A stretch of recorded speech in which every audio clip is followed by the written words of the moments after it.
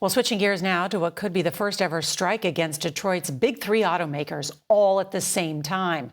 Nearly 150,000 UAW members are threatening to walk off the job just hours from now without a new contract. CBS's Kris Van Cleave reports from the Motor City that a work stoppage would have a negative effect across the entire economy. Countdown to a shutdown. Without a deal, auto workers will go on strike at Ford, GM, and Stellantis plants at midnight. Negotiations appear to be stalled. The big three can afford to immediately give us our fair share. If they choose not to, then they're choosing to strike themselves. I think they're preparing for a historic strike with all three companies. Ford CEO Jim Farley. What their initial offer is to pay our hourly workers about $300,000 each and to work 4 days. That would basically put our company out of business. Do you feel this has been a good faith negotiation? It's hard to say what word because we've never really seen this before. The UAW is seeking up to a 40% raise. The automakers are offering about half that.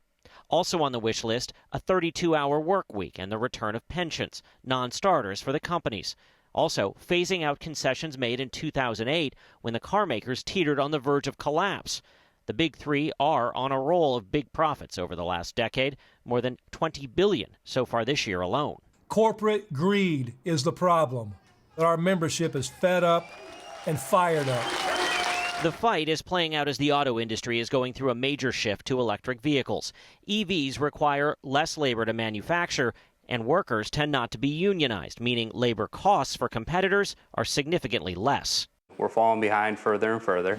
A Friday strike would leave third-generation auto worker Zach Van Vliet living off $500 a week in strike pay, which doesn't go far for a family of four. How long until you start to really feel that pinch? Honestly, I don't think it would take long at all. If we do go out, how long is it going to take to get a deal? The UAW says without a deal, it will strike key plants belonging to all three automakers and then expand if necessary. It's a dangerous thing to say you're going to strike just some plants but not others, because that's not how the industry can operate. And you will see more than just those plants shut down. Economists say even a relatively short 10-day strike against all three automakers could cost $5.6 billion. Tonight, we're learning President Biden has spoke with union leaders and executives at the big three, trying to find out how to unstall these stalled negotiations. Norah? Kris Van Cleave, thank you.